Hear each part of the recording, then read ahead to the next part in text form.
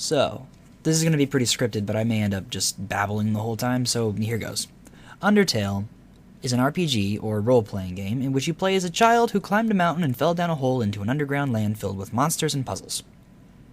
I know most of you already know what an RPG is, but I wanted to point that out for a reason I'll get to later. It is important that it is a role-playing game.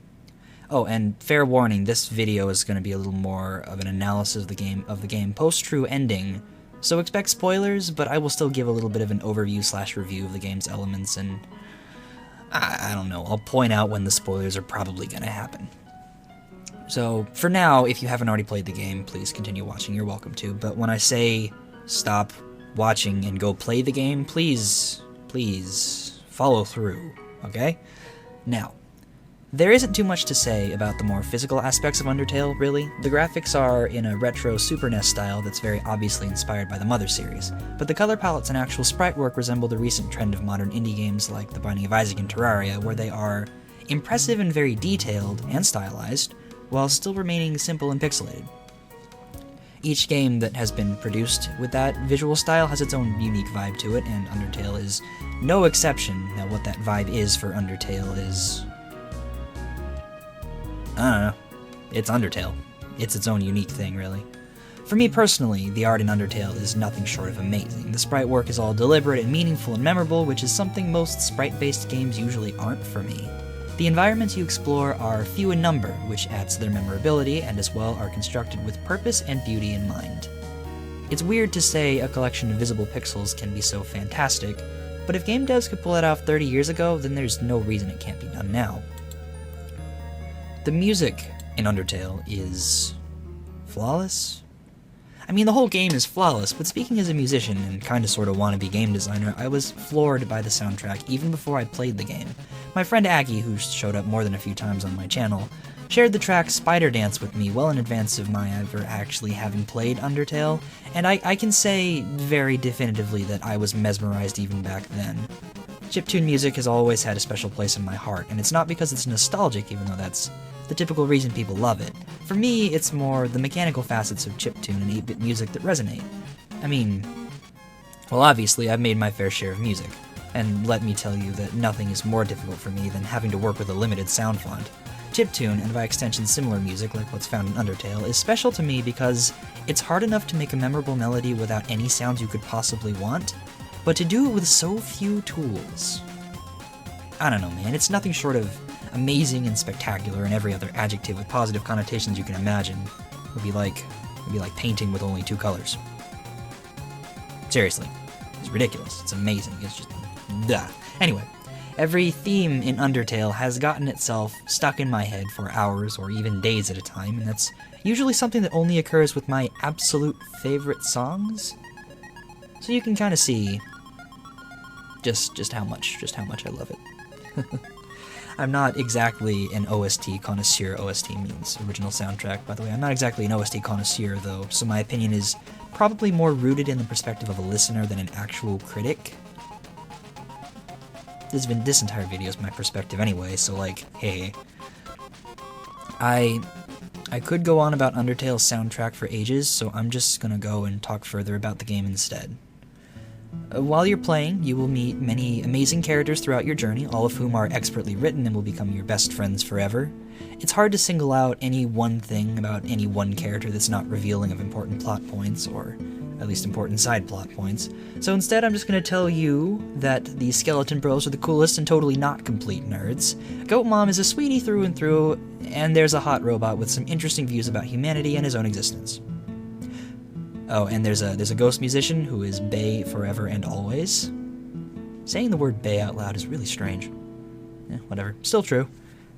How you interact with each monster that you encounter can have dramatic and long-lasting effects, and may influence what ending you get upon completion of your playthrough, or whatever playthrough you're doing, so think hard about how you approach each of them, and remember to follow your heart. I'm not kidding. Follow your heart.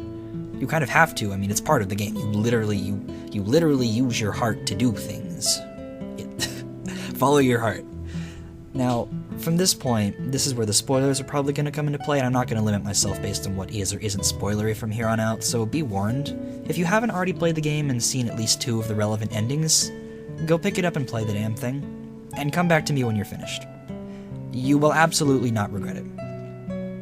I mean, you may suffer, we all did, but you won't regret that suffering. It depends on what you take from Undertale. You won't regret the suffering.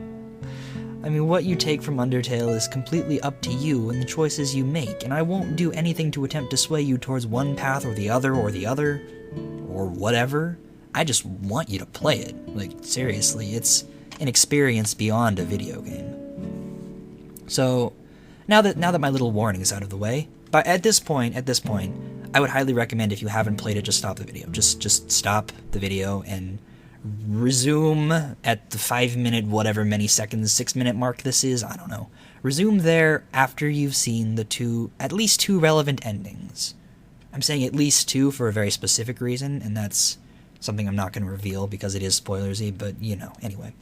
So now that that is out of the way, it's been a few weeks since I finished Undertale and saw the true pacifist ending, so my views about the game are probably a bit more diluted than they could have been, or at least what they were. I've been taking this time to contemplate my experience and form some sort of critique, but honestly I can't. It's really hard to talk about this game and how it affected me because it means something to me that it will never mean to anyone else. And by now, I've seen all the fan-made stuff, the art, the theories, the stories. I've seen all of that, so like, I'm still trying to figure out what Undertale really is for me. Was it life-changing? Well, no. Was it revelatory, if that's even a word? Kinda. So what was it then? It was an eye-opener, at the very least. See, I'm just going to go in a little bit of my own personal backstory and why this is relevant to this. I was diagnosed with a form of depression a few years ago, and have been struggling with combating it since then, and since well before the diagnosis ever happened. My depression manifests in basically becoming unfeeling and uncaring about everything. I become not dark, as most media would usually depict depression, but I become empty. I've been this way for so long that I had forgotten what certain emotions even felt like, and I'm sure you can see where this is going. On occasion, I experience things like love or joy or sadness or fear, but it always takes something incredible and impactful, if that's even a word, words are dumb, for me to feel those. The last relationship I was in helped me to feel love. When it ended, I felt hatred and sadness, and eventually devolved into whatever the depression became. When I was in college, it was awful.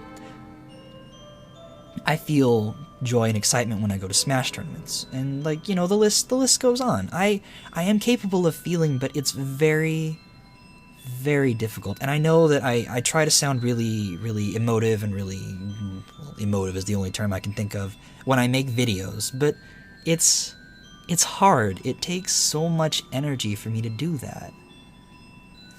Since my parents and I moved back in late June, early July, I've had a hard time with any emotions at all, save maybe once in a great while frustration or enthusiasm when the Binding of Isaac's DLC dropped a little while ago.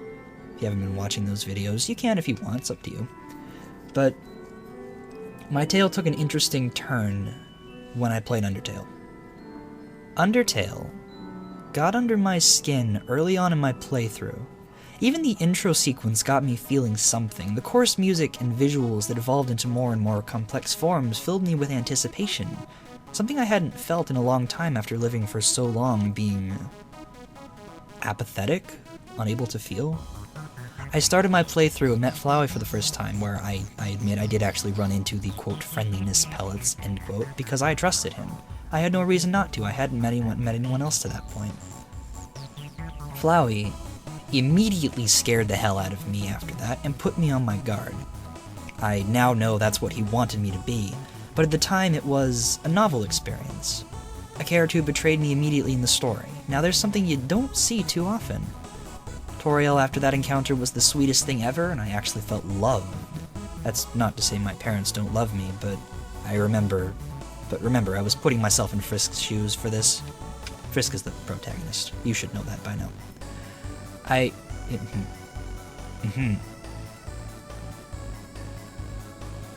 just realized that I've been going on about the details of my own playthrough. I really don't have a reason for that, I just wanted to convey how much this game made me feel. Every emotion was intense and genuine, and that's not something I can say happens to me too much. Sansa, Papyrus, and Undyne made me smile and laugh, as did the various dogs throughout the game. Undyne scared me so thoroughly at first, but then I went on a, quote, date with her, and man, did that make me gush. You know, when you point the spear and she asks if you're hitting on her, it's adorable. For Alphys, I identified with her probably a little too hard, except about the anime stuff, although you can just replace anime with Smash Brothers and there you go. And as I learned later on, she and I had a lot more in common than I thought we did, shutting ourselves away and being afraid of interacting with people for fear of judgment and about our past mistakes. I don't know, nobody's perfect. I felt intimidated by Sans when we went to Mettaton's restaurant, and he said that, you know, he would have killed me on sight. I cried when the monsters told me the story of Asgore and Toriel's son. I could not contain my rage and terror when Flowey killed Asgore and took over the game. I literally, physically cowered away from Flowey during the sequence where he kills your game for the first time and he fucks up everything. Like, I had my hand over my eyes and was reeling backwards in my seat the whole time. It was interesting. Everything about Azrael hurt me, but made me happy, knowing that I was... How do you even describe why that hurts but makes you happy? It's... Most people can probably describe that, because they're used to it. They know what it is, they can put to words what these feelings and emotions are, but I have difficulty with that. I'm trying, okay, I'm trying. But, just... Undertale got me to break my shell for a little while. I will always be grateful for that. Even now, weeks later, I listen to the soundtrack incessantly and cry whenever the titular song comes on. I can put on Waterfall and close my eyes and be lost forever. I can feel Mettaton's feelings of being overwhelmed by regret and joy when For the Fans plays. Everything about this game did for me what all in my life could not. Pretty heavy stuff. Putting all my emotions aside, though, there are a few other things about this game I want to discuss, even if only briefly, although it might not be brief, I don't know. I have pre-written the script, so I know it's not brief, never mind. Taking a look at the motifs and the music and the art, there are a ton of parallels that you would never notice if the game didn't make you want to look a little deeper. Just as an example, both Toriel's theme and Asgore's theme have similar musical motifs in them, if you listen closely. This coincides with their similar attack patterns and appearance and whatnot, and strongly hints at the ties between them. I know it's completely obvious that they at least know each other as you get towards the end of the underground and approach the barrier, but it's the little things like that similarity in musical themes that really make Undertale an experience unto itself. There are just so many of those little things. I've seen countless photo sets on Tumblr of, like, actual stuff in the game of, like, how Sans views Papyrus. Like how Papyrus has said Papyrus has said at some point, I don't know exactly where, that one of his goals in life, his dreams, is to drive down a highway. And then someone in Grillby's says that Sans spends his time not working, but sitting in the forest reading magazines about cars. Like about building cars and stuff, just... It's those little details. Oh my god. Most game developers probably couldn't even muster a few of those in one game, let alone all of them ever. Anyway, sorry, getting off track. At the beginning of this video, I specifically called this game a role-playing game, remember that? Making sure to emphasize that fact, speaking from the perspective of someone who has played their fair share of RPGs, I always glossed over the fact that they were role-playing games, casually ignoring said fact in favor of playing the game to its fullest and, well, you know, doing everything the game had to offer. That's usually what an RPG is for, right? You take the role of a character, and you do everything you can with that character, neglecting what that character would actually do in whatever situation. I'm leaving out tabletop RPGs because that's not what this comparison is meant to be, by the way. Undertale's take on being an RPG starts out simple. You name your character, you play the game, you do everything you can, etc. But once you get past the neutral ending, or I guess once you approach it, you have to start questioning just what role you've taken, what role you've been playing, and who that role really belongs to. It's blatantly obvious that the role you've been playing is not the role of Frisk, the game's main protagonist, but rather that the role is, well, it's you. I mean, sure, the original human, who's named whatever you call yourself at the beginning, exists, but that human, I'm just going to call them Kara for now, spelled C-H-A-R-A. I'm not going to say Kara because one of my good friends is named Kara, but spelled differently, so I'm just going to say Kara. Kara is their own entity. They represent things about you more than they represent themselves. They are hate and anger and greed and apathy.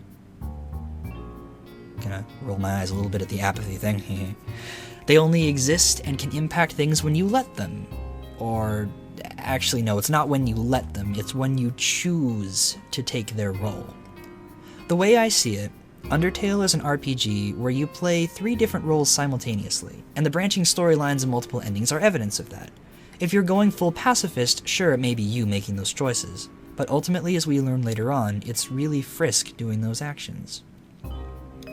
In a merciless run, God forbid you ever do one of those, it's not Frisk whose role you've taken, it's Kara's. In a neutral run, it's both and neither. Your role there is of an explorer, where you're using Frisk's body and Kara's spirit and exacting whatever you choose to do on the world of Undertale, and you're digging and discovering the details of that world. Nothing is irrevocable in a neutral run, but when you complete a merciless or pacifist run, what you've done is on your permanent record. I haven't yet delved into the third role that you're playing, specifically that of yourself, and that's because that one is the hardest to pin down. Kara and Flowey, and by extension Asriel, all address you specifically at any point when they're talking to Frisk, and when they do talk to Frisk, it's at a time when you're not in control. That red heart that you see throughout the whole game is yours, not Frisk's. It's like Frisk is the angel that represents compassion and harmony and joy, and Kara is the demon that represents chaos and hatred and terror and fear, specifically. And you are the human in question who's being tugged by those 2 opposites perched on your shoulders, punching you in the face. I doubt they'd be punching. Well, Kara might be punching you in the face, but anyway. Yeah. Like I said, it's really, really hard to talk about that third role that you play, because what it truly is up to you. Frisk and Kara are sitting on your shoulder, each nudging you towards whatever path is, to them, the right one, the correct one, the just one, the justifiable one. It's up to you to sort out for yourself which route truly is the one for you. I know most people will inherently choose to take Frisk's choice of route, and even though that's limiting in terms of what the game has to offer on a surface level, being a video game and all, I think that's ultimately what we're meant to take from Undertale. We're meant to opt towards being good people because that's what we should be. That's what we all know within ourselves that we should be. Maybe, just maybe, that's why Undertale exists. Some people say it's just a fantastically written and well-executed gem of an RPG. Some say it's a critique or satire/parody of completionism and obsessiveness, and some say it's just terrible for some reason, although those people are blatantly wrong and will always be wrong. I don't know why anyone would ever say it's bad. They're just wrong. For me, I see Undertale as a means of exploring and discovering our own humanity. It's a foil for life.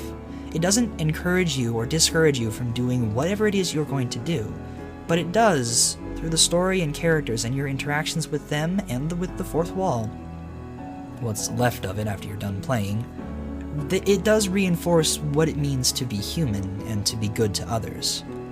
Undertale is a lesson. Its purpose is to amplify our own emotions and perspectives and call into question which of them are truly for the best, for ourselves and the people around us and the world in which we live. We laugh, we cry, we hate, and we fear, but for all that, all those emotions that Undertale draws out from within us, for all of that, we are and always will be human. And this game serves as a reminder of that fact. The soul is indomitable. It is infinite in its capacity to foster hope and render destruction, but all that potential is meaningless unless we choose to act on it. How we are meant to act is up to us. Above all, though, Undertale is a masterpiece through and through. It will stay in our minds and our hearts forever, and no one who has played it can refute that. My hat goes off to Toby Fox and his team 1,000 times over and beyond. That's all I have to say for now. Thanks for sticking around for this little ramble. That was interesting. Let me know what you think down in the comments. I want to hear your experience. I want to hear why you played this game. I want to hear what you took from it. I want to hear how do you talk about this? It's so hard. There's so much more to say. You could go watch any playthrough, you could read any review, take a look at all the fan theories, fan art, all that stuff. You could dig into the code itself and find and discover more that's meant to be seen but not part of the game.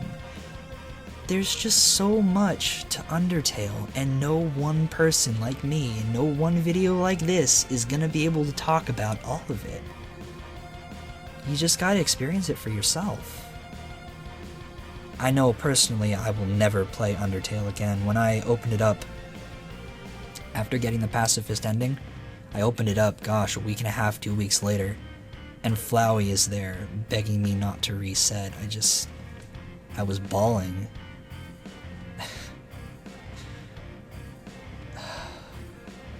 Undertale means a lot to me. It means a lot to anyone who plays it, but for me, like I was saying earlier, for someone who does struggle with depression, this game did something for me. I'm going off the script entirely, by the way. I'm done with the script. This game for me, oh God, it's so hard.